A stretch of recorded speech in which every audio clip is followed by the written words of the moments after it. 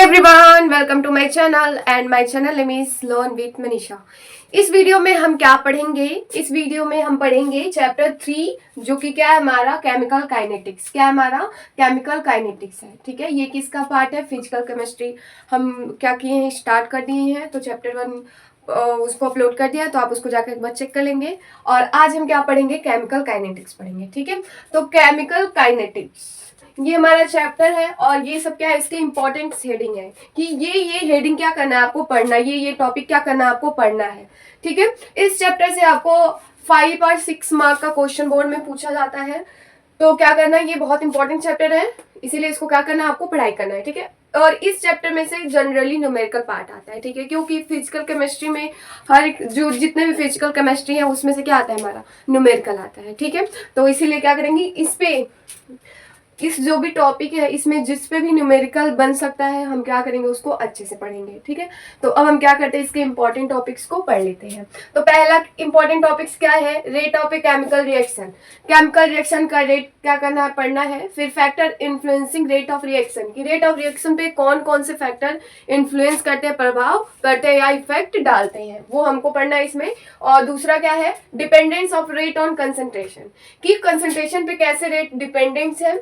उसके बाद next topic है हमारा rate expression and rate constant. कि रेट एक्सप्रेशन मीन्स हो गया कि आप रेट को अगर कोई इक्वेशन दिया है तो आप उसको रेट में किस प्रकार से लिखेंगे, ये सब इसमें हम पढ़ेंगे। ठीक है, और रेट कांस्टेंट की वैल्यू भी निकालना है, इस टॉपिक पे हम सीखेंगे। फिर जो हमारा ये है order and molecularity. Order and molecularity पे हमारा एमसीक्यू क्वेश्चन पूछता है, बहुत इंपॉर्टेंट है ये हेडिंग। तो आप क्या करेंगे, इसको अच्छे से पढ़ेंगे। ठीक है, ऑर्डर एंड मॉलिक्यूलरिटी या फिर रिएक्शन। ठीक, इंटीग्रेटेड रेट ऑफ रिएक्शन ये बहुत इंपॉर्टेंट है। किस पे? इस पे न्यूमेरिकल आते हैं। ठीक है, इस पे न्यूमेरिकल पूछे जाते हैं। और यहाँ पे zero and first order reaction, half life of reaction, मतलब zero order, first order and half life reaction के बारे में भी पढ़ना है। और फिर लास्ट टॉपिक हमारा क्या हो जाएगा, temperature dependence and effect of catalyst, कि किस तरीके से जो रेट है वो टेम्परेचर पे डिपेंड कर रहा है और कैटालिस्ट का क्या इफेक्ट पड़ता है किसी रिएक्शन में, ये भी यहाँ पे पढ़ना है। और मोस्ट इंपॉर्टेंट अगेन ये हमारा अर्हेनियस इक्वेशन, ये भी हमारा क्या है, बहुत इंपॉर्टेंट टॉपिक है, इस पे भी न्यूमेरिकल आते हैं। एंड कोलिजन थ्योरी, ये इतने क्या है हमारे इंपॉर्टेंट टॉपिक्स हैं। ठीक है, इसको हमको क्या करना है, इस चैप्टर में ये सारा पढ़ना है। ठीक है, तो आप क्या करें, इसका नोट डाउन कर ले, उसके बाद हम चलते हैं नेक्स्ट पे। ठीक है, ओके तो हमारा सबसे पहले हम पढ़ेंगे कि rate of a chemical reaction, कि केमिकल रिएक्शन क्या होता है। ठीक है, तो हम इसको इरेज करते हैं।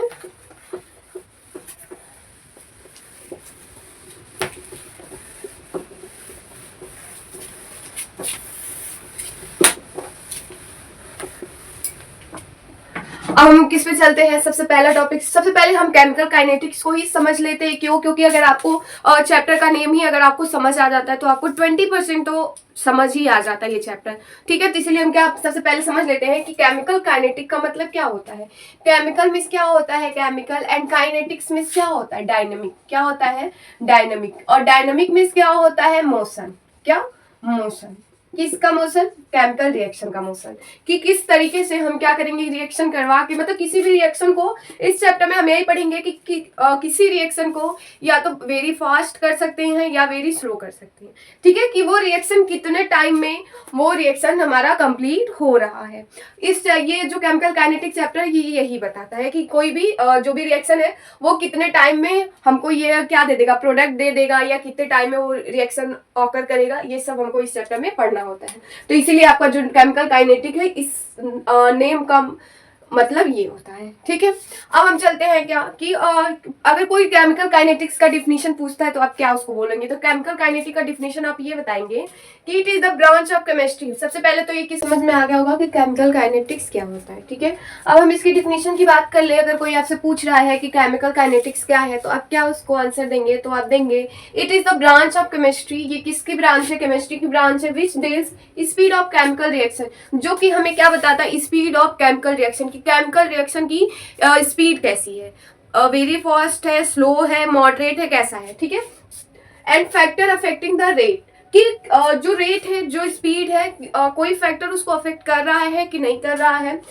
And the mechanism by which the reaction proceed to complete, and किस मैकेनिज्म से वो क्या कर रहा है, उस रिएक्शन को वो कंप्लीट कर रहा है, वो कौन बता रहा है, ये केमिकल काइनेटिक्स बता रहा है। ये है इसकी definition. It is the branch of chemistry which deals speed of chemical reaction, factor affecting the rate and the mechanism by which the reaction proceed to complete. ठीक है, कि किस मैकेनिज्म से वो क्या हो रहा है, केमिकल रिएक्शन क्या हो रहा है, कंप्लीट हो रहा है। ठीक है, chemical kinetics illustrate the connection between mathematics and chemistry.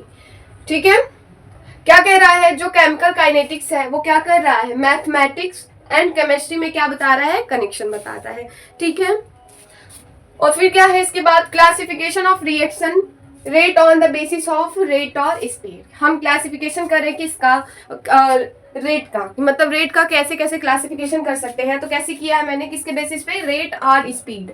Rate बोले या स्पीड बोले बात एक है। ठीक है, तो स्पीड के अकॉर्डिंग क्या किया है हमने, रिएक्शन को क्लासिफाई किया है। पहला क्या हो जाएगा, जो कि बहुत वेरी फास्ट रिएक्शन, कि बहुत तेजी से क्या कर रहा है वो रिएक्शन हो जा रहा है।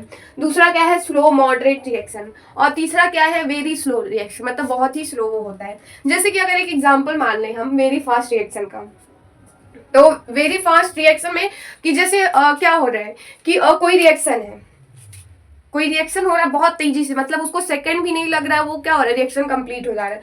स्लो या मॉडरेट रिएक्शन क्या हो जाएगा कि जैसे 1 घंटा 2 घंटा 3 घंटा 1 दिन 2 दिन में वो क्या कर रहा है, वो रिएक्शन कंप्लीट हो रहा है। लेकिन वेरी स्लो रिएक्शन क्या हो जाएगा, मतलब उसमें कई महीने कई हफ्ते कई वर्ष लग जाते हैं, उसे क्या कहते हैं, वेरी स्लो रिएक्शन। ठीक है, आ गया। ये किसके बेसिस पे हम इसको क्लासिफिकेशन किए हैं, तो स्पीड के बेसिस पे क्या किए, इसका क्लासिफिकेशन किए हैं। ठीक है, आई होप अब आपको समझ में आ गया कि पूरा केमिकल काइनेटिक्स क्या है और किसके बारे में पूरा चैप्टर है।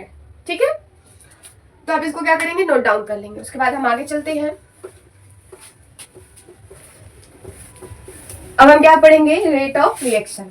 क्या पढ़ेंगे हम, रेट ऑफ रिएक्शन की, रिएक्शन का रेट कैसे पता करेंगे, कैसे उसको फाइंड करेंगे, कैसे उसको मतलब डिनोट करते हैं, कैसे उसे लिखते हैं। ठीक है, तो ये सब पढ़ेंगे हम। तो हेडिंग लगाएंगे, क्या हेडिंग लगाएंगे, रेट ऑफ रिएक्शन। ठीक है, रेट ऑफ रिएक्शन क्या करेंगे, हेडिंग लगाएंगे। जैसे कि आर से भी क्या करते हैं, डिनोट करते हैं। मान लीजिए क्या है, कोई रिएक्टेंट है, क्या है हमारा, कोई रिएक्टेंट है। ठीक है, रिएक्टेंट है तो रिएक्शन करेगा तो क्या देगा, प्रोडक्ट तो कुछ देगा ही, प्रोडक्ट तो देगा ही। ठीक है, प्रोडक्ट ये देगा। जैसे कि अब मैंने मान लिया कि रिएक्टेंट में कोई ए है प्लस बी है, दोनों का रिएक्शन हो रहा है तो हमको प्रोडक्ट सी मिल रहा है। ठीक है, क्या मिल रहा है कि ए प्लस बी कोई रिएक्टेंट है और वो क्या कर रहा है, कुछ टाइम बाद हमको प्रोडक्ट सी दे रहा है। तो इसको कैसे हम रेट ऑफ रिएक्शन में क्या करेंगे, रिप्रेजेंट करेंगे या कैसे लिखेंगे, तो इसको सीख लेते हैं। ठीक है, कि मान लीजिए क्या है हमारा इनिशियली, क्या है हमारा इनिशियली, कि टी टाइम क्या है 0 सेकेंड, मतलब अभी टाइम क्या हुआ हमारा, बिल्कुल नहीं है, चला नहीं है। तो क्या है, मान लीजिए कि जो हमारा रिएक्टेंट है या जो हमारा रिएक्टेंट है वो 5 ग्राम है। कितना है, 5 ग्राम है। ठीक है, तो 0 सेकेंड पे क्या हो जाएगा, हमारा प्रोडक्ट किस पे रहेगा, 0 ग्राम पे ही रहेगा। ठीक है, क्या रहेगा हमारा, 0 ग्राम पे रहेगा। मान लीजिए कि जो T1 है, मतलब कि क्या लिए हमने, प्रोडक्ट लिया है, रिएक्टेंट लिया है और क्या है, टाइम 0 हो गया है। ठीक है, तो जो हमारा प्रोडक्ट आएगा वो तो भी 0 होगा क्योंकि अभी रिएक्शन शुरू ही नहीं हुआ है। यस, रिएक्शन हमारा शुरू नहीं हुआ है तो क्या हो जाएगा, ये 0 ही होगा, क्या, प्रोडक्ट। ठीक है, अब जैसे कुछ टाइम बाद अगर टाइम 2 पे, जैसे कि 2 सेकेंड बाद देखेंगे तो क्या हो जाएगा हमारा, अगर मान लीजिए 3 ग्राम से क्या हुआ, रिएक्टेंट से कुछ प्रोडक्ट में, तब तक 2 सेकेंड बाद क्या होगा, रिएक्टेंट से प्रोडक्ट में कुछ चेंज हो गया होगा। तो जब यहाँ 3 है तो यहाँ कितना पहुंच जाएगा, 2 ग्राम। कितना हो जाएगा, 2 ग्राम। अब मान लीजिए ये टी टाइम जो 3 है, मान लीजिए क्या 5 सेकेंड बाद देख रहे हैं क्या हमारा, जितने भी रिएक्टेंट थे वो किस में चेंज हो गए, प्रोडक्ट में। क्या हो जाएंगे, जितने भी रिएक्टेंट थे वो हमेशा किस में चेंज हो जाएंगे, प्रोडक्ट में। तो यहाँ से हमको क्या कंसीडर क्या नॉलेज मिल रहा है, तो यहाँ से हमको ये नॉलेज मिल रहा है कि हमेशा रिएक्टेंट इक्वल टू प्रोडक्ट होंगे। क्या हो जाएंगे कि रिएक्टेंट इक्वल टू प्रोडक्ट। ये कभी भी क्या हो जाएंगे, कभी भी इसे हम डिस्ट्रॉय नहीं कर सकते, या उसका रिएक्शन कराएं या कुछ भी कराएं। जितना मास रिएक्टेंट का होगा उतना ही मास प्रोडक्ट का हो, जो कि हम डेल्टन थ्योरी में पढ़े थे क्लास 9 में, क्या पढ़े थे, जो मास होता है neither be created not be destroy, ना तो हम इसको क्रिएट कर सकते हैं ना ही उसको डिस्ट्रॉय कर सकते हैं, तो क्या हो जाएंगे, ये हमेशा इक्वल होंगे। तो वही कहा है कि अगर मैं क्या कर लूँ, टाइम 1 है जो कि 0 सेकंड पे क्या है, हमारा जो रिएक्टेंट है वो क्या होगा, 0 ग्राम है, ठीक है, क्योंकि अभी हमारा जो रिएक्शन वो स्टार्ट नहीं हुआ, लेकिन 2 सेकंड बाद क्या हुआ, ये रिएक्शन स्टार्ट हुआ तो क्या हुआ, रिएक्टेंट में क्या हुआ 3 ग्राम, तो हमारा प्रोडक्ट 2 ग्राम में चेंज हो गया होगा। तो जब कुछ टाइम बाद फिर देख रहे हैं कि ये जब रिएक्टेंट क्या है 0 ग्राम हो रहा है तो प्रोडक्ट 5 ग्राम हो जा रहा है, तो आपस में दोनों क्या इक्वल है, तो ये क्या हो रहा है हमारा, इस लॉ को भी क्या कर रहा है, ये वेरीफाई कर रहा है, ठीक है, आगे समझ में। ओके, अब इसके अकॉर्डिंग अगर मैं रेट ऑफ रिएक्शन का क्या करूं, डिफिनीशन दो तो क्या दूंगी, तो द चेंज इन कंसंट्रेशन, ये सब क्या है, इसके कंसंट्रेशन ही है, ये सब क्या है, इसके कंसंट्रेशन है, तो क्या देंगे हम, the change in concentration, the change in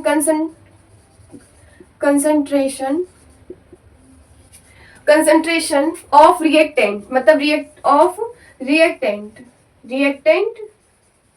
reactant and product reactant और प्रोडक्ट के कंसंट्रेशन में जो चेंज आ रहे हैं, किसके रेस्पेक्ट में, टाइम के रेस्पेक्ट में, किसके रेस्पेक्ट में, टाइम के रेस्पेक्ट में, तो क्या लिखेंगे, the change in concentration of reactant and product with respect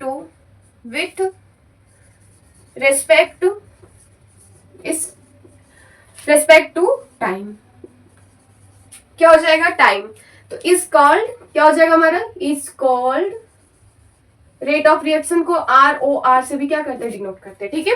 तो आगे समझ में कि रेट ऑफ रिएक्शन क्या होता है, the change in concentration with respect to time, ठीक है, जो कंसंट्रेशन में क्या कर रहे हैं, चेंज कर रहे हैं, किसके, रिएक्टेंट और प्रोडक्ट में, किसके रेस्पेक्ट में, टाइम के, तो वही क्या हो रहा है हमारा, रेट ऑफ रिएक्शन हो रहा है, क्या हो रहा है हमारा, रेट ऑफ रिएक्शन हो रहा है। आई होप आपको ये जो रेट ऑफ रिएक्शन टॉपिक है ये आपको समझ में आ गया होगा, ठीक है, इसको नोट डाउन कर लीजिए, फिर हम कहाँ चलते हैं, आगे चलते हैं। और इसको हम, ये क्या था, ये तो हमने केमिस्ट्री की भाषा में लिख लिया, तो इसको मैथमेटिकली कैसे लिखेंगे तो उसको भी सीख लेते हैं हम, ठीक है, में कैसे लिखेंगे, तो क्या है, चेंज को कैसे डिनोट करते हैं, डेल्टा, ठीक है, डेल्टा से क्या करेंगे हम, डिनोट करेंगे चेंज इन कंसंट्रेशन, तो क्या हो जाएगा, तो हमने क्या लिया था, A प्लस बी क्या दे रहा था हमको, प्रोडक्ट दे रहा था, यही था, तो चेंज इन कंसंट्रेशन और in reactant with respect to time किसके इक्वल होगा,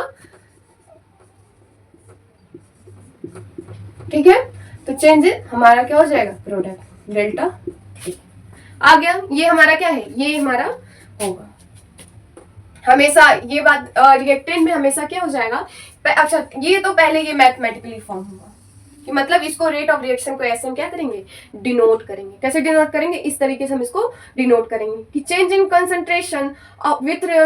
concentration of reactant and product with respect to time is known as rate of reaction, तो इसे हम ऐसे क्या करेंगे, मैथमेटिकली फॉर्म में क्या करेंगे, इसको रिप्रेजेंट करेंगे, ठीक है, आगे समझ में। अब इसकी यूनिट की बात कर ले हम, इसकी यूनिट की बात कर लेते हैं हम, तो यूनिट क्या हो जाएगा हमारा, चेंज इन कंसंट्रेशन, तो कंसंट्रेशन क्या होता है, मोलैरिटी बताता है, ठीक है, क्या कौन बताता है, मोलैरिटी, तो मोलैरिटी का क्या होता है हमारा, देखिए change in concentration upon change in time, ठीक है, तो कंसंट्रेशन कौन बताता है, मोलैरिटी बताता है, कौन बताता है, मोलैरिटी बताता है, मोलैरिटी, ठीक है, और टाइम कौन बताता है, सेकंड बताता है या मिनट बताता है, जो भी ले ले हम, ठीक है, जिसमें भी दिया रहेगा। मोलैरिटी का क्या होता है यूनिट, मोल पर लीटर, और टाइम ये तो हमारे सेकंड या मिनट में होता ही है, तो क्या बन रहा है हमारा यूनिट हमारा क्या बना, मोल लीटर, क्या बना हमारा, mole litre inverse second inverse, क्या बना हमारा unit, mole litre inverse second inverse, अगर सेकंड दिया रहेगा तो सेकंड इनवर्स, मिनट दिया रहेगा तो मिनट इनवर्स, ठीक है, तो इसकी यूनिट क्या हो जाएगी हमारी, mole litre inverse second inverse, ये हमारा इंपॉर्टेंट है, ये इसको आप याद कर लीजिएगा, ये एमसीक्यू में भी पूछा जा सकता है, what is the unit of rate of reaction, तो आपको अगर ये पता रहेगा तो आप क्या करेंगे, उसको फाइंड कर लेंगे, उसको टिक कर देंगे, ठीक है, ये होता है, आगे समझ में। अब हम चलते हैं कि इसके आगे चलते हैं कि यहाँ पे रिएक्टेंट और प्रोडक्ट में इसको एक और नेम से या एक और नेम से हम जानते हैं, तो वो नेम क्या होगा तो देख लेते हैं, इसको हम इरेज कर लेते हैं। ठीक है, ये आपको समझ में आ गया होगा। तो मान लीजिए क्या है हमारा जो भी रेट है, क्या था हमारा delta A upon delta T, किसके equal, delta B upon delta T. ठीक है, तो अगर ये मान लीजिए क्या है हमारा कोई रिएक्शन है, ए किस में दे रहा है, बी के प्रोडक्ट में दे रहा है। ठीक है, ए किस में दे रहा है, बी के प्रोडक्ट में, तो इसके अकॉर्डिंग इसके रिकॉर्डिंग ये क्या है, रेट ऑफ रिएक्शन, इसको ऐसे ही रिप्रेजेंट करते हैं मैथमेटिकली फॉर्म में। ठीक है, आगे समझ में। अब यहाँ पे क्या जानेंगे कि जो हमारा ये होता है इसको क्या कहते हैं और इसको क्या कहते हैं। ये तो हमारा रिएक्टेंट है और ये हमारा क्या है, प्रोडक्ट है। ठीक है, तो ये क्या हो रहा है, कुछ टाइम बाद क्या हो रहा है, डिसअपियर होकर इसमें क्या हो जा रहा है, अपीयरेंस। तो इसको क्या कहते हैं, डिसअपियरेंस ऑफ रिएक्शन, और इसे क्या कहते हैं, अपीयरेंस ऑफ रिएक्शन। तो इसे हम क्या लिखेंगे कि रेट ऑफ डिसअपियरेंस।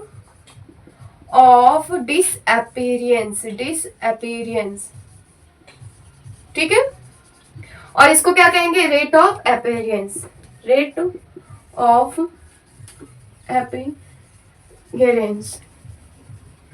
आगे समझ में। तो डिसअपियरेंस है मतलब गायब हो रहा है, तो जब गायब होगा तो क्या होगा, यहाँ पे माइनस का साइन आ जाएगा। क्या होगा, कम हो रहा है तो कम कैसे होगा, जब माइनस साइन आएगा। और यहाँ पे क्या होगा, प्रोडक्ट में हमेशा क्या हो जाएगा, पॉजिटिव होगा। यहाँ माइनस नहीं होगा, यहाँ हमेशा जो रिएक्टेंट में हमारा जो भी एलिमेंट होगा या कंपाउंड होगा उसके आगे क्या हो जाएगा, हमारा माइनस साइन आएगा। क्यों, क्योंकि ये रेट ऑफ डिसअपियरेंस बता रहा है और ये रेट ऑफ अपीयरेंस बता रहा है। ठीक है, आगे समझ में। तो यहाँ से हमको एक इंपॉर्टेंट टॉपिक मिल रहा है, क्या मिल रहा है कि रिएक्टेंट को क्या किस एक और नाम से जानते हैं, तो किस नाम से, और ऐसे प्रोडक्ट को भी हम क्या कर रहे हैं, दूसरे नाम से जानेंगे। तो रिएक्टेंट को हम किससे जान रहे हैं, रेट ऑफ डिसअपियरेंस। किससे, रेट ऑफ डिसअपियरेंस। ठीक है, और इसको किससे जानेंगे हम, रेट ऑफ अपीयरेंस। मतलब कहीं भी अगर मान लीजिए रिएक्टेंट और प्रोडक्ट ना देखे, अगर आपसे ये कहे, क्या कह दे कि रेट ऑफ डिसअपियरेंस ये है, रेट ऑफ अपीयरेंस ये है, तो आप क्या करेंगे, समझ जाएंगे कि ये क्या कहना चाह रहा है। आगे समझ में, आप इसको क्या करें, नोट डाउन कर लें। ठीक है, अब हम इसी से एक दो एग्जाम्पल क्या कर लेते हैं, लेके सॉल्व कर लेते हैं। ये यहाँ पे हमेशा रिएक्टेंट में हमेशा माइनस साइन ही आएगा। क्यों, क्योंकि ये डिसअपियरेंस हो रहा है, कम हो रहा है।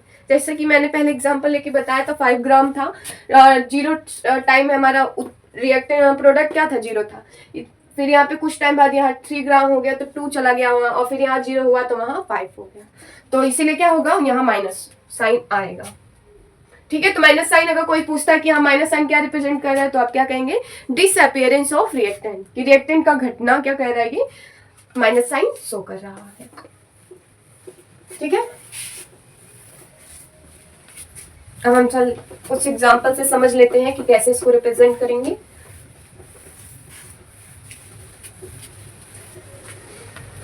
ओके, अब क्या है हमारा कि मान लीजिए पहला एग्जांपल है हमारा, क्या एग्जांपल है कि अगर A प्लस बी कोई रिएक्शन है और इसको कह दे क्या कि रेट ऑफ रिएक्शन में इसको कैसे हम लिखेंगे, तो कैसे लिखेंगे, ये हमारा ये पार्ट क्या होता है, हमारा रिएक्टेंट होता है। ठीक है, और ये क्या होता है, हमारा प्रोडक्ट होता है। क्या होता है, ये हमारा प्रोडक्ट होता है। तो ये क्या हो जाएगा, हमारा change in concentration with respect to time. ठीक है, delta B upon delta T equals to delta C upon delta T. यहाँ पे क्या हो जाएगा, रिएक्टेंट में माइनस साइन होगा। क्यों, क्योंकि ये क्या डिसअपियरेंस बता रहे हैं और ये अपीयरेंस बता रहे हैं। तो इस चीज को हम इसको क्या करेंगे, रेट ऑफ रिएक्शन में इस तरीके से इसको लिखेंगे। आगे समझ में। एक और एग्जांपल ले लेते हैं कि A plus B equals to C plus D. इसको कैसे लिखेंगे, तो सेम वही प्रोसेस है कि delta A upon delta T equals to delta B upon delta T equals to delta C upon delta T equals to delta D upon delta T. ठीक है, ये सब क्या है, हमारे रिएक्टेंट है, तो रिएक्टेंट के सामने क्या होता है, माइनस साइन आता है। ये हमारा हो गया। अब next example and last example होगा हमारा कि ऐसे ही अगर PCl3 प्लस Cl2 क्या दे रहा है हमको, PCl5 दे रहा है, PCl5 दे रहा है। इसको कैसे हम रेट ऑफ रिएक्शन में लिखेंगे, तो कैसे लिखेंगे हम, डेल्टा क्या है हमारा PCl3 अपॉन डेल्टा T, ठीक है, equals to delta Cl2 upon delta T equals to delta PCl5 delta T, ठीक है। यहाँ पे हमारा ये क्या है, रिएक्टेंट है, तो क्या हो जाएगा, माइनस साइन आ जाएगा, आगे समझ में। और ये क्या हमारा यहाँ पे तो माइनस साइन नहीं आएगा, क्यों, क्योंकि ये हमारा क्या है, रिएक्टेंट, सॉरी ये प्रोडक्ट है, रिएक्टेंट के सामने हमेशा माइनस साइन आता है, ठीक है। ऐसे हम इसको क्या करेंगे, ठीक है, आ गया समझ में, यस आ गया। अगर मैं यही पूछ लूं कि PCl5 का PCl3 plus Cl2 and PCl5 में, आप क्या बताइए, रेट ऑफ अपीयरेंस बताइए, रेट ऑफ अपीयरेंस बताइए। तो कैसे बताएंगे आप, तो रेट ऑफ अपीयरेंस किसे कहते हैं, प्रोडक्ट को कहते हैं। तो प्रोडक्ट हमारा ये है, तो delta PCl5 upon delta T, ये हमारा क्या हो जाएगा, आंसर हो जाएगा। यहीं पर अगर मैं ये पूछ लूं कि रेट ऑफ डिसअपीयरेंस बताइए, डिसअपीयरेंस, ठीक है, तो इसको कैसे हम क्या बताएंगे, तो जो हमारा रिएक्टेंट होगा वो हमारा क्या हो जाएगा, वो हमारा रेट ऑफ डिसअपीयरेंस होगा। तो PCl3 अपॉन डेल्टा T, और क्या है हमारा, delta Cl2 upon delta T, ये हमारा क्या हो जाएगा, आंसर हो जाएगा। आई होप आपको ये समझ में आ गया होगा। अब हम चलते हैं किसमें, नेक्स्ट चलते हैं, ठीक है।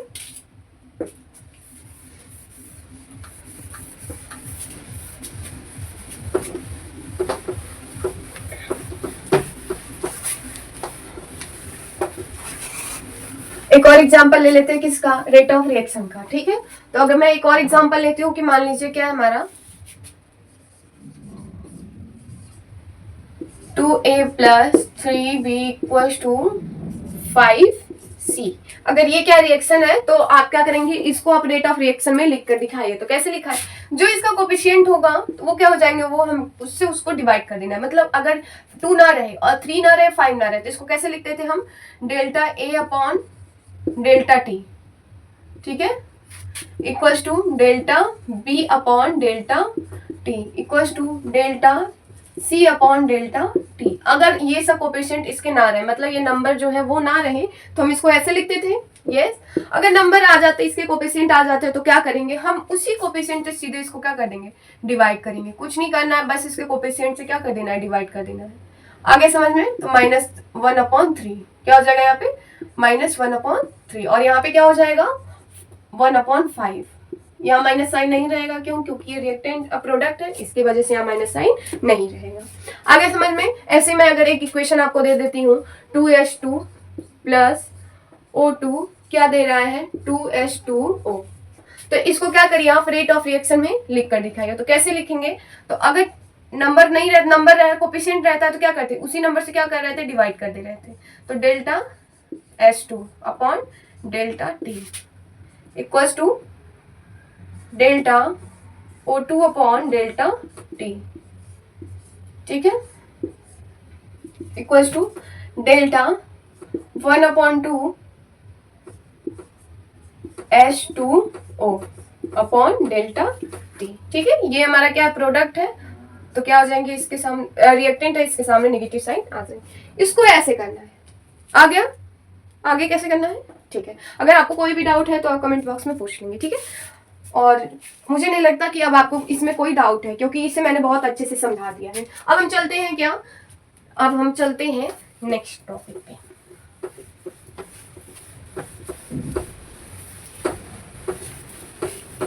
तो नेक्स्ट टॉपिक क्या हो जाएगा, ये अगर ये मान लीजिए क्या है, कंसंट्रेशन था, मोलैरिटी में था, अगर मान लीजिए कि वही रिएक्शन अगर गैस के फॉर्म में आ जाए तो कैसे होगा। तो फॉर गैसियस के लिए भी सीख लेते हैं, for gaseous reaction instead of concentration क्या हो जाएगा हमारा, तो कंसंट्रेशन को हटा के हम क्या यूज कर लेंगे, प्रेशर।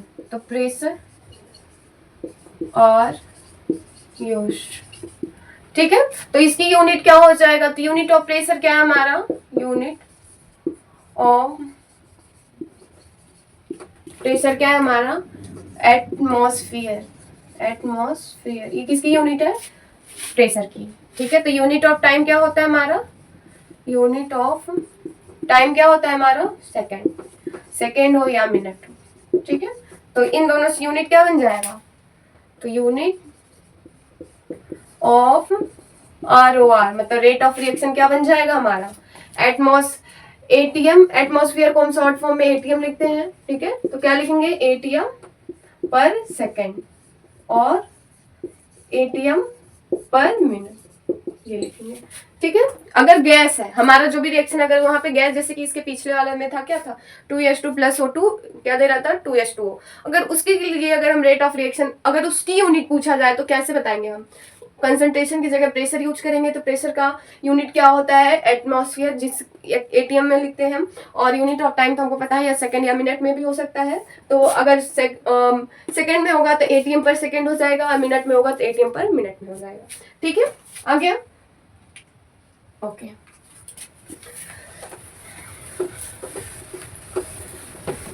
अब हम एक क्वेश्चन सॉल्व कर लेते हैं।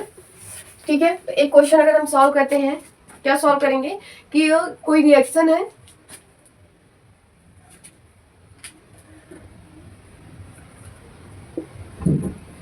क्वेश्चन ये है कि for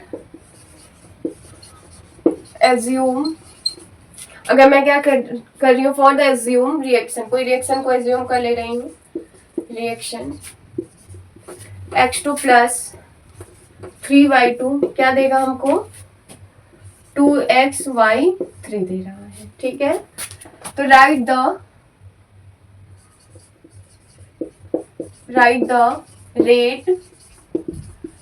rate of reaction, write the rate of reaction in term of किसके टर्म में देना है, rate of disappearance, term of rate of disappearance of Y2, मतलब किसके टर्म में बताना है, इसके टर्म में हमको क्या बताना है, रिएक्शन हमको लिखकर दिखाना है। तो कैसे लिखेंगे, तो देखिए, अगर आपको डिसअपियरेंस का मतलब समझ में आएगा तभी तो लिखेंगे, इसलिए इसको पहले ही समझा दिया है। तो ये है हमारा इक्वेशन, तो क्या करना है, उसके टर्म में लिखना है। तो क्या हो जाएगा, X2 + 3Y2 = 2XY3। तो क्या हो जाएगा, minus delta X2 upon delta T, ये हो जाएगा इक्वल्स टू, यहाँ 3 कोफिशिएंट है तो क्या करेंगे, हम उससे डिवाइड कर देंगे। ठीक है, delta Y2 upon delta T, या तो हम इसको क्या कर सकते हैं, आ गया, या ये हो जाएगा, फिर क्या हो जाएगा हमारा, सॉरी यहाँ 3 होगा, तो क्या करना हमको, ये क्या हो जाएगा, इक्वल है, तो इससे हम क्या करते हैं, इस नंबर को यहाँ पे क्या कर देंगे, ट्रांसफर कर देंगे। तो जब ट्रांसफर कर देंगे तो क्या हो जाएगा, -3 delta X2 upon delta T equal to, तो delta Y2 upon delta T आ गया। आगे ही आप इसको भी क्या कर सकते हैं, ये भी आपका आंसर हो सकता है, नहीं तो आप इसको भी क्या कर सकते हैं, लिख सकते हैं। ठीक है, अब इसको भी अगर हमको लिखना रहेगा तो कैसे लिख लेंगे, तो 1/3 minus delta Y2 upon delta T equal to क्या है हमारा, 1/2 delta XY3 upon delta T। इसका क्रॉस कर देंगे, ये आ जाएगा इधर, तो क्या हो जाएगा, minus delta Y2 upon delta T equal to, ये इधर आएगा तो क्या हो जाएगा, 3/2 delta XY3 upon delta T। या तो कोई इसको भी लिख रहा है तो वो भी सही है, अगर इसको भी कोई लिख रहा है तो क्या है, ये भी सही है। आगे समझ में कि क्वेश्चन कैसे पूछेगा। ओके, अब हम चलते हैं किस पे, नेक्स्ट टॉपिक पे चलते हैं। ठीक है, तो नेक्स्ट टॉपिक पे हम चलते हैं, तो नेक्स्ट टॉपिक क्या हो जाएगा, रिएक्शन रेट। ठीक है,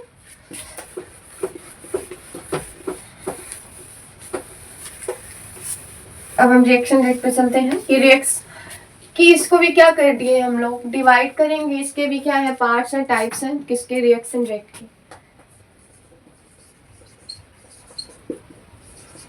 रिएक्शन रेट। ठीक है, तो पहला क्या हो जाएगा हमारा एवरेज रेट। रिएक्शन रेट का मतलब हो गया रेट ऑफ रिएक्शन, मतलब ROR। ठीक है, इसके भी दो टाइप्स हैं। कितने टाइप्स हैं? There are two types. First क्या होते हैं? एवरेज ROR, और क्या हो जाएगा? इंस्टेंटेनियस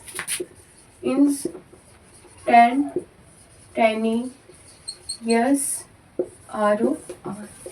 ठीक है, एवरेज रेट ऑफ रिएक्शन क्या होता है और इंस्टेंटेनियस रेट ऑफ रिएक्शन क्या होता है? एवरेज का मतलब ये हो गया कि कई सारा दिया होगा, उसका एवरेज निकालना होगा। और इंस्टेंटेनियस का मतलब ये हो गया कि मान लीजिए क्या हो रहा है, कोई रिएक्शन हो रहा है कि उस रिएक्शन को कंप्लीट करने में हमको टाइम कितना लग रहा है? 5 सेकेंड का।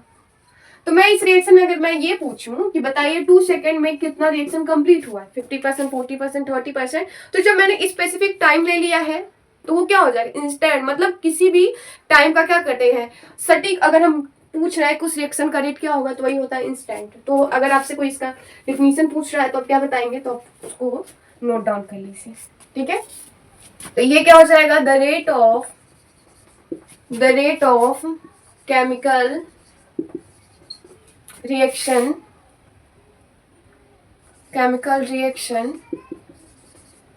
the rate of chemical reaction does not constant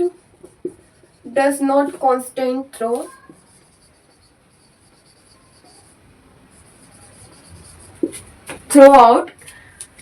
ठीक है, ये हमारा कांस्टेंट नहीं रहेगा। जैसे कि मान लीजिए कि T1 पे मतलब 5 सेकेंड पे जो R1 है वो कितना होगा, कुछ होगा। ठीक है, T2 पे अगर 10 सेकेंड पे अगर हम ले लेते हैं तो R2 होगा। ठीक है, अगर T3 सेकेंड पे ले लेते हैं तो क्या हो जाएगा? 15 सेकेंड बाद अगर ऐसे पूछा जाए कि बताइए 5 सेकेंड, 10 सेकेंड और 15 सेकेंड पे बताइए कि कितना हमारा रिएक्शन था, तो ये क्या हो जा रहा है? एवरेज ले लेंगे हम। तो R3 था, तो क्या कैसे एवरेज लेंगे? R1 plus R2 plus R3 upon कितना है? एवरेज जैसे लेते हैं वही काम करेंगे, तो 3 से डिवाइड कर देंगे। ठीक है, आगे समझ में? और इसको कैसे हम करेंगे? To express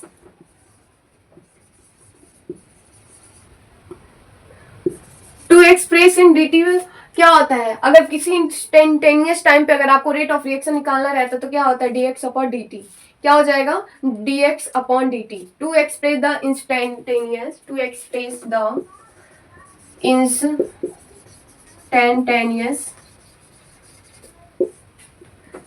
rate of to express the instantaneous rate of reaction, a small interval of time, a small interval of time, मतलब ये किसी छोटे टाइम के लिए क्या होगा? ये अवेलेबल होगा, अप्लाई होगा। ठीक है, तो क्या हो जाएगा? टाइम जो कि हमारा dt होगा इज क्या हो जाएगा?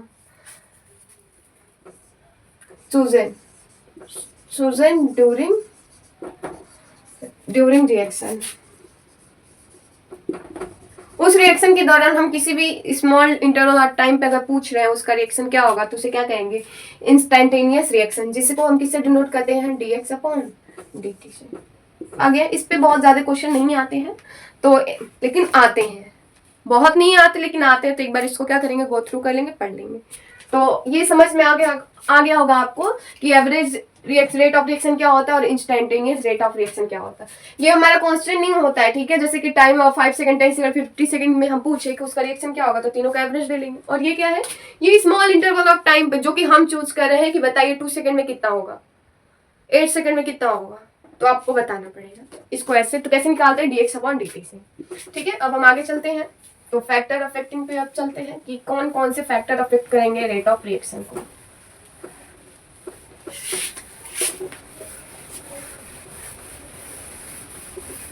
तो factor affecting the reaction rate, heading लगाएंगे फैक्टर अफेक्टिंग ROR।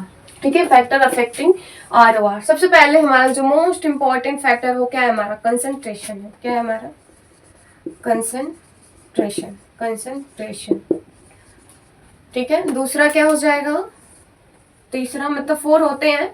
तो पहला हमारा कंसंट्रेशन हो गया, दूसरा हमारा सरफेस एरिया होगा, तीसरा होगा हमारा कैटलिस्ट, और चौथा क्या होगा हमारा टेम्परेचर। टेम्परेचर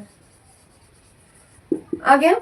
ये बहुत इंपॉर्टेंट है, पूछ लेगा कि बताइए क्वेश्चन में कैसे पूछेगा कि कोई रिएक्शन है उसका कंसंट्रेशन क्या कर दे रहे हैं, इंक्रीज कर दे रहे हैं या डिक्रीज कर रहे हैं, तो बताइए कि रेट ऑफ रिएक्शन में कैसा अफेक्ट पड़ेगा। तो इसको जानना जरूरी है कि कैसे अफेक्ट कर रहा है ROR को, रेट ऑफ रिएक्शन को कैसे अफेक्ट कर रहा है, तो वो हमको जानना बहुत जरूरी है। तो कैसे करता है हमारा, तो इफेक्ट ऑफ कंसंट्रेशन, ये तो पहले 4 इफेक्ट होते हैं, आप इसको नोट डाउन कर लीजिए, फिर हम क्या करेंगे सबको बारी बारी पढ़ेंगे। ठीक है, हो गया। अब चलते हैं, क्या आगे चलते हैं। तो पहला क्या हो जाएगा हमारा कंसंट्रेशन, इफेक्ट ऑफ कंसंट्रेशन। तो कैसे कंसंट्रेशन इफेक्ट करता है किसी भी रिएक्शन को, तो पहला हो जाएगा कंसंट्रेशन। तो कंसंट्रेशन क्या करता है, डायरेक्टली प्रोपोर्शनल होता है। क्या होता है, directly proportional to ROR। Directly proportional का मतलब क्या हो जाएगा कि अगर कंसंट्रेशन बढ़ाएंगे तो रेट ऑफ रिएक्शन बढ़ जाएगा, अगर हम कंसंट्रेशन डिक्रीज करेंगे तो रिएक्शन भी क्या हो जाएगा, रिएक्शन ऑफ रेट भी क्या हो जाएगा, डिक्रीज हो जाएगा। आ गया समझ में। ऐसे ही क्या हो जाएगा हमारा टेम्परेचर का, दूसरा अगर टेम्परेचर है,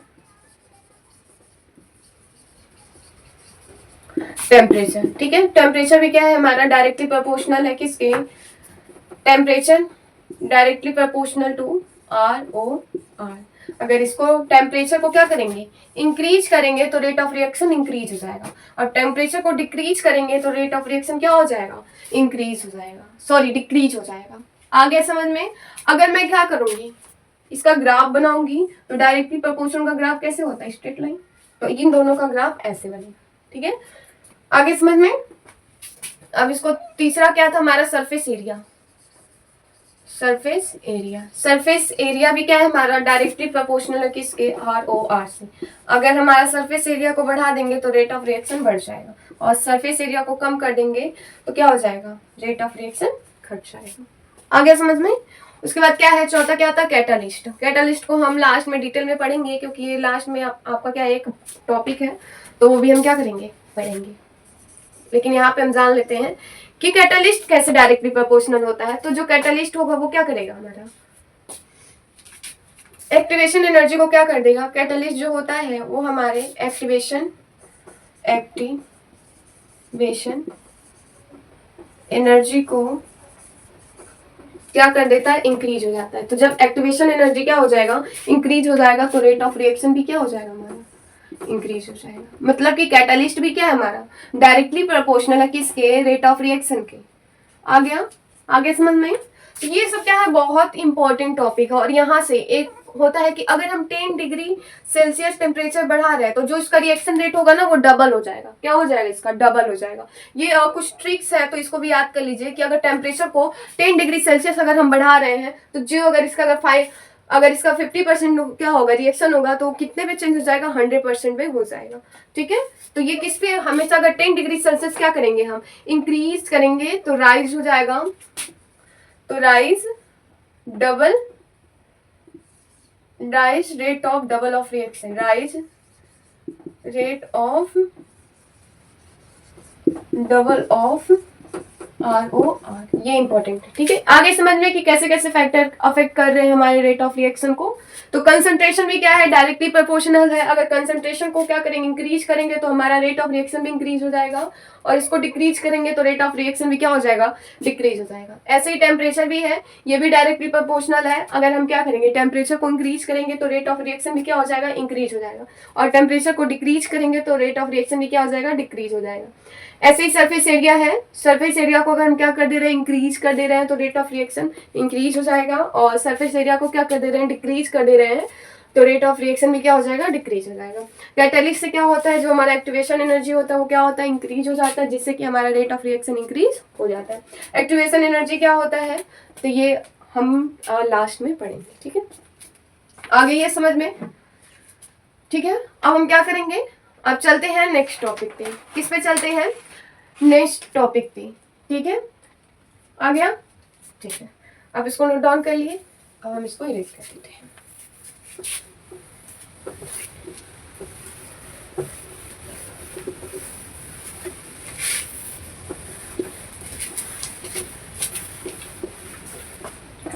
अब हम चलते हैं किस पे? नेक्स्ट टॉपिक पे। कि जैसे कि अगर हम क्या करते हैं, एक एग्जांपल मान लें। क्या मान लें? a प्लस बी क्या देता है हमको? ए बी देता है, यही देता है।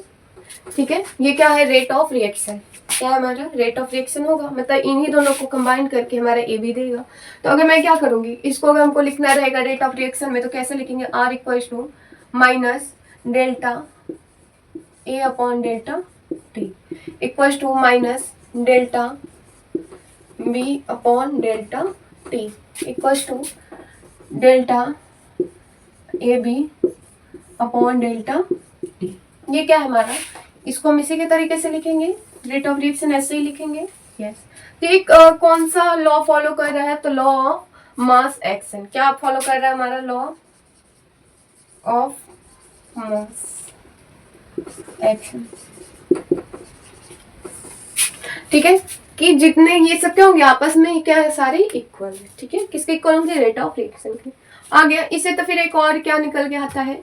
एक कंसेप्ट निकल के आता है। कौन सा कंसेप्ट निकल के आता है? कि जैसे कि अगर ए प्लस बी क्या दे रहा है? प्रोडक्ट दे रहा है।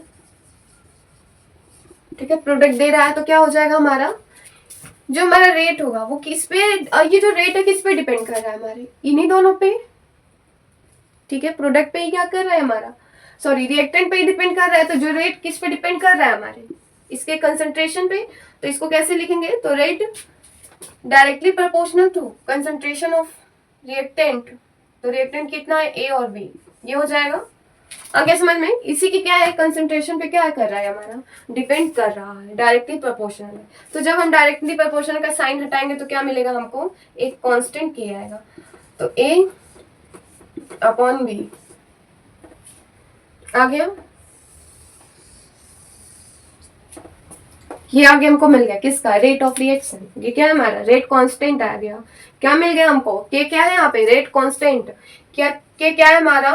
Rate constant. देखिए यहाँ पे जो टर्म है वो सिमिलर है, लेकिन इनमें डिफरेंस है। वो क्या है? रेट ऑफ रिएक्शन है, और ये क्या है? रेट कांस्टेंट है। अगर मैं क्या करूँ, इस डिफिनीशन से अगर मैं रेट ऑफ कांस्टेंट को क्या करूंगी? डिफाइन करूंगी। तो कैसे डिफाइन करूंगी?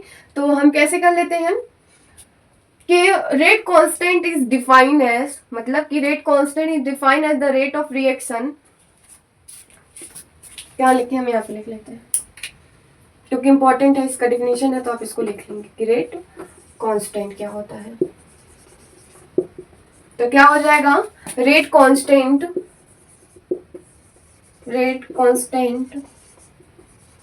Is defined, rate constant is defined as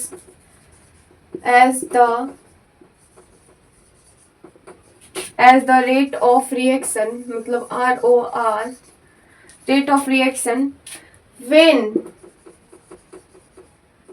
molar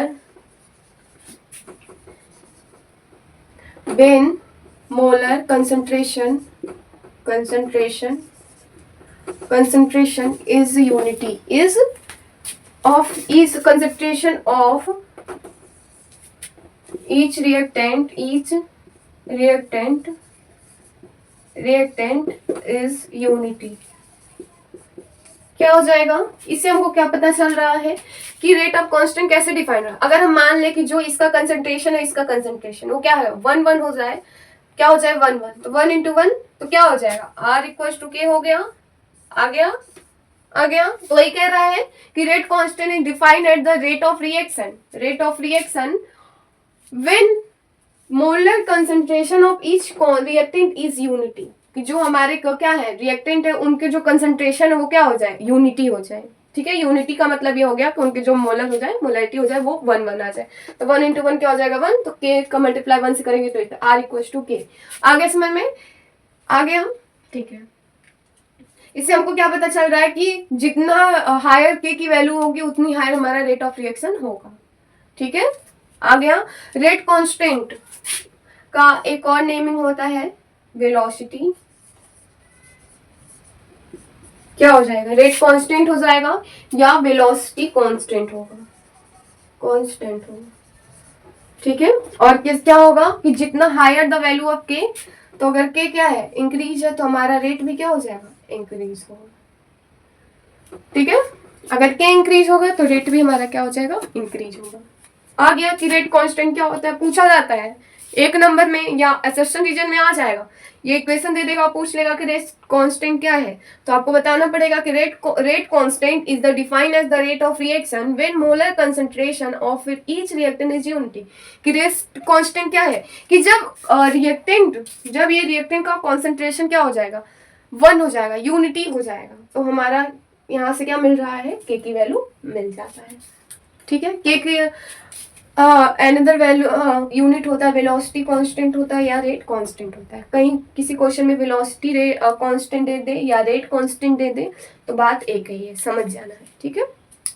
आगे समझ में, यस, आई होप आपको ये समझ में आ गया होगा। जब रेट कांस्टेंट समझ में आ गया तो रेट लॉ भी आपको समझ में आ जाएगा, ठीक है। अब इसको हम क्या कर दें, इरेज कर दें,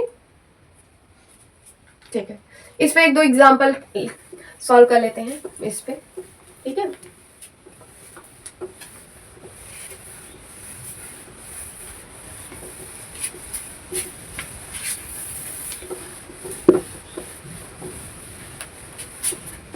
तो एग्जाम्पल क्या है हमारा, एग्जाम्पल फर्स्ट है, अगर मैं क्या कह दूं कि C प्लस डी क्या है हमारे, एक रिएक्टेंट है, रिएक्टेंट है, तो इसको आप क्या करिए, रेट कांस्टेंट का निकालिए। तो कैसे निकालेंगे हम, तो क्या पढ़े हैं, R इक्वल टू के C एंड D, ये हो जाएगा, यस ये होगा, ठीक है। अगर मैं क्या कर दूं, यहीं पे दूसरा एग्जांपल ले लूं, तो 2A प्लस बी, ये क्या है हमारा रिएक्टेंट ही होगा, ठीक है। तो कैसे लिखेंगे, R equal to K A plus B, sorry plus नहीं करेंगे हम, तो ये हो जाएगा B। यहाँ भी क्या है, क्या है, कोफिशिएंट है, तो कोफिशिएंट पावर में जाता है, क्या होता है हमारा, कोफिशिएंट पावर में चला जाता है, ठीक है। आगे समझ में, ये हमारा क्या है, ये हमारा रेट लॉ है, क्या है हमारा, ये यही हमारा रेट लॉ है, क्या है हमारा, यही रेट लॉ है। आ गया समझ में, रेट कांस्टेंट समझ में आ गया। अब रेट लॉ को कैसे डिफाइन करते हैं, तो रेट लॉ को भी हम डिफाइन कर लेते हैं कि अगर उसका डिफिनीशन आ जाए लिखने के लिए तो कैसे लिखेंगे, तो यहाँ पे लिख लेते हैं, rate law is defined as the, क्या है हमारा, rate law is defined, rate law is defined as the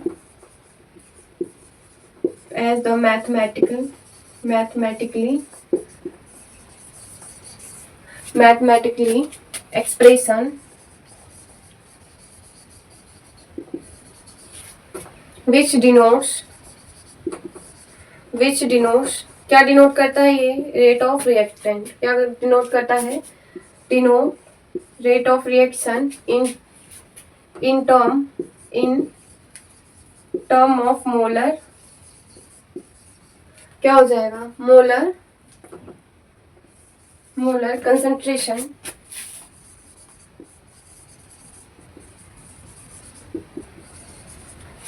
denote rate of reaction in term of molar concentration of reactant, किसका, रिएक्टेंट का है, ठीक है। हमेशा रिएक्टेंट का ही रेट लॉ निकलता है, रिएक्टेंट, ठीक है।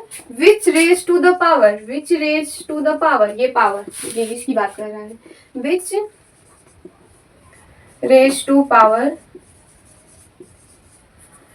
ऑफ पावर विच में स्टेशियोमेट्री, क्या हो जाएगा, स्टेशियोमेट्री, यही कोफिशिएंट जो होता है इसको स्टेशियोमेट्री भी कहते हैं, स्टेशियोमेट्री कोफिशिएंट विच में और मे नॉट, ये हो सकता है विच में और मे नॉट इक्वल हो भी सकता है और नहीं भी हो सकता है। विच मे और may not stoichiometry of coefficient, stoichiometry of coefficient of reaction, ये हमारा रेट लॉ होता है। ठीक है, क्या होता है हमारा rate law? Rate law is defined as the mathematically, हम रेट लॉ को डिफाइन करते हैं किस फॉर्म में? मैथमेटिकली फॉर्म में। विच डिनोट, क्या डिनोट करता है? Rate of reaction, rate of reaction को ही क्या कर रहा है? डिनोट कर रहा है, लेकिन किस टर्म में? मोलर के। ठीक है, molar concentration of reactant, reactant के मोलर कंसंट्रेशन के अकॉर्डिंग रेट लॉ क्या हो रहा है? डिफाइन का हो रहा है। Which raise to the power, यहाँ पावर भी आते हैं जो इसके साथ कोफिशिएंट आते हैं। अगर रेट ऑफ रिएक्शन, देखिए रेट ऑफ रिएक्शन अगर कोई इक्वेशन, अगर उसका रेट ऑफ रिएक्शन लिखने के लिए कहेगा तो उसका जो कोफिशिएंट होगा उससे हम क्या कर दे रहे थे? डिवाइड कर दे रहे थे।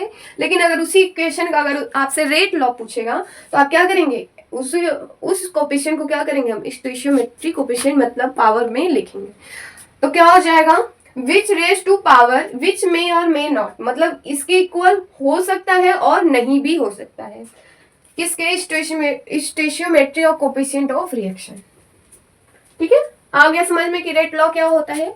देखिए यहाँ डिफरेंस समझिए, रेट ऑफ रिएक्शन और रेट लॉ में क्या डिफरेंस है। तो रेट ऑफ रिएक्शन मतलब ROR, जो कि अगर कोई रिएक्शन है वो हमेशा रिएक्टेंट प्रोडक्ट दोनों को लेकर लिखते हैं।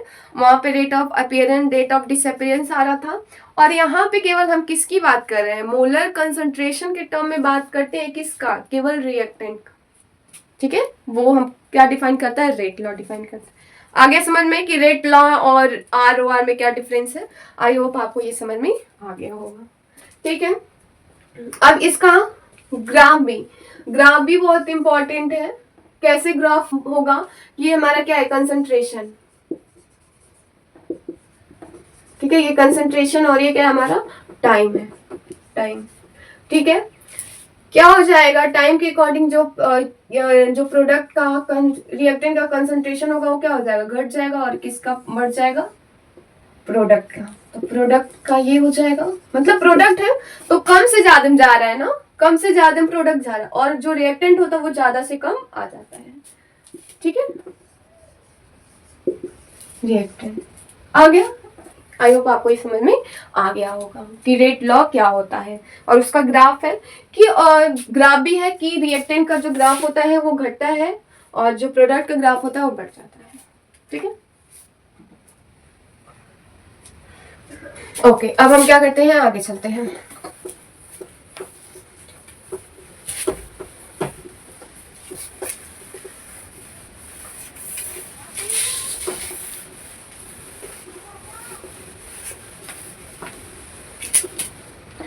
अब हम इसी के अकॉर्डिंग, रेट लॉ के अकॉर्डिंग क्या कर लेते हैं? कुछ इंपॉर्टेंट पॉइंट पढ़ लेते हैं कि reaction of rate ROR is directly proportional to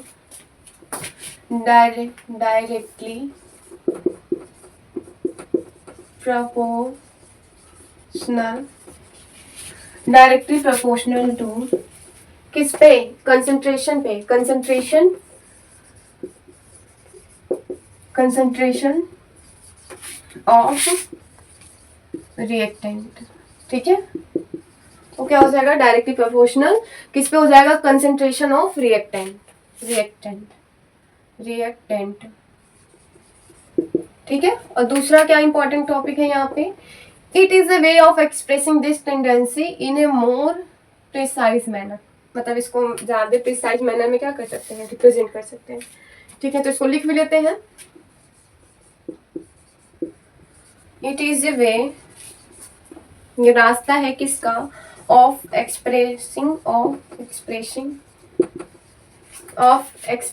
this tendency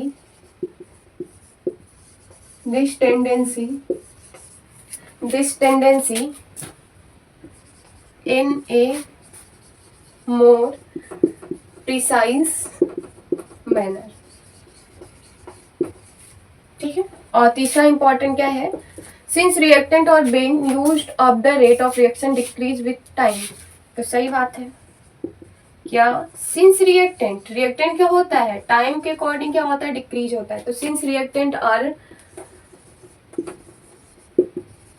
being used of to decrease with respect to time, decrease with time। ये क्या है, इंपॉर्टेंट पॉइंट्स है किसके रिगार्डिंग, रेट लॉ के रिगार्डिंग। किसके रिगार्डिंग, रेट लॉ। आ गया। अब क्या करेंगे हम, रेट ऑफ एक्सप्रेशन, किसका, रेट लॉ ऑफ एक्सप्रेशन सीखेंगे, जो कि सीख लिया है, कुछ एग्जांपल के थ्रू इसको सीख लेंगे। जैसे कि पहला एग्जांपल क्या है हमारा, कि अगर कोई रिएक्शन क्या दिया हुआ है, ए दिया है, बी दिया है, और क्या दे रहा है हमको, ये हमारा क्या है, रिएक्टेंट है। क्या है हमारा, ये रिएक्टेंट है।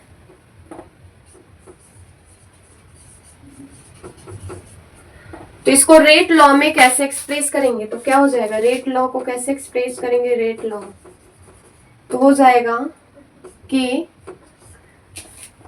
ए, कंसंट्रेशन ऑफ ए, और जो इसका स्टोशियोमेट्री है, कोफिशिएंट, वो क्या हो जाएगा, इसके पावर में आ जाएगा। ठीक है, बी, ये क्या है, इसका रेट लॉ है। क्या है इसका, रेट लॉ है। आ गया। इसको कैसे एक्सप्रेस करते हैं, आ गया। ओके, ये नोट डाउन हो गया। अब हम इसको क्या करते हैं, इरेज कर देते हैं। अब हम आगे चलते हैं।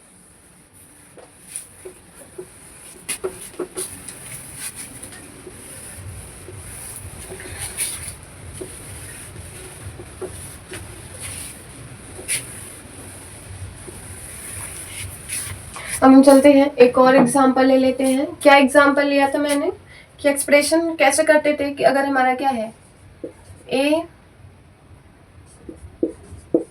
ये सब क्या है, हमारे रिएक्टेंट है। तो क्या पढ़ा अभी हम, जो रेट लॉ होगा वो किसका है, डायरेक्टली प्रोपोर्शनल होगा किसके, इसके कंसंट्रेशन पे। यही पढ़ा है मैंने, इंपॉर्टेंट पॉइंट में था ये। ठीक है, अब इसको कैसे करेंगे, जब डायरेक्टली प्रोपोर्शनल साइन हटेगा तो क्या आएगा, जो कि कांस्टेंट है। क्या है, रेट कांस्टेंट है या रेट वेलोसिटी है। ठीक है, तो ए ये हो जाएगा, यस हो जाएगा, ये होगा। ठीक है, तो रेट लॉ क्या है हमारा, रेट लॉ एक ये एक्सपेरिमेंटल कंसेप्ट है। क्या हमारा एक्सपेरिमेंटल कंसेप्ट है, एक्सपेरिमेंटल कॉन्सेप्ट है। आप इसको थ्योरेटिकली नहीं बता पाएंगे, नहीं बता सकते हैं। ठीक है, ये कौन सा कंसेप्ट है, तो ये एक्सपेरिमेंटल कंसेप्ट है। इसे हम के और के को किस किस नाम से जानते हैं, जैसे कि मैंने बताया है कि रेट कांस्टेंट और इससे रेट वेलोसिटी, किससे, वेलोसिटी कांस्टेंट। आ गया। ठीक है,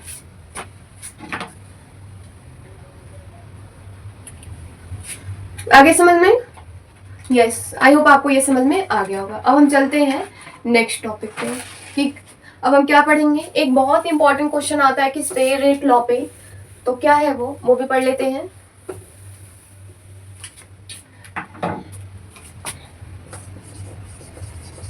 characteristic of rate law. Rate law का क्या इंपॉर्टेंट है, क्या सिग्निफिकेंस है, तो क्या हो जाएगा, ये 2 मार्क्स में जरूर आता है, 2 मार्क्स में। ठीक है, तो आप इसको क्या करेंगे, पढ़ लेंगे। तो क्या हो जाता है, हाईएस्ट द वैल्यू ऑफ के, क्या हो जाएगा, हाईएस्ट द वैल्यू ऑफ के देन आर ओवर, क्या हो जाएगा हमारा, रिएक्शन क्या हो जाएगा, के, तो फास्टर द रिएक्शन, के फास्टर द रिएक्शन। जितनी हायर वैल्यू होगी के की, उतनी फास्ट रिएक्शन हमारा हो जाएगा।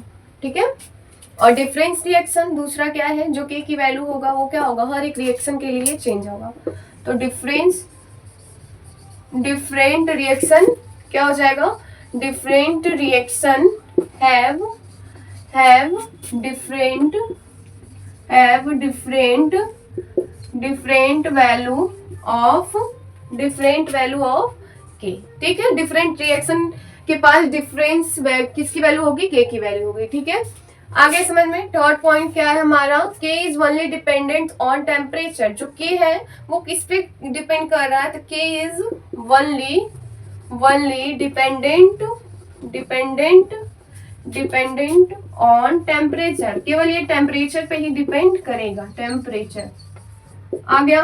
फोर्थ पॉइंट क्या है हमारा, के is independence of concentration of reactant. जो के है इज इंडिपेंडेंट के is independence on concentration of reactant. वो क्या हो जाएगा, इंडिपेंडेंट होगा, वो रिएक्टेंट की कंसंट्रेशन पे डिपेंड नहीं करेगा, किसकी वैल्यू, के की वैल्यू। और के की वैल्यू किस पे डिपेंड है, टेम्परेचर पे डिपेंड होगा। ठीक है, आ गया समझ में, आ गया। ठीक है, और ये क्या होता है, ये हमारा होता है एक्सपेरिमेंटल कॉन्सेप्ट। क्या होता है हमारा ये एक्सपेरिमेंटल कॉन्सेप्ट होता है। ठीक है, आई होप आपको ये समझ में आ गया होगा। ठीक है, अगर आपको क्या है कोई भी किसी भी तरीके का अगर डाउट हो रहा है इतने में, तो आप क्या करेंगे, आप कमेंट बॉक्स में पूछ लेंगे और हमारे नेक्स्ट पार्ट का क्या करेंगे, वेट करेंगे। ठीक है।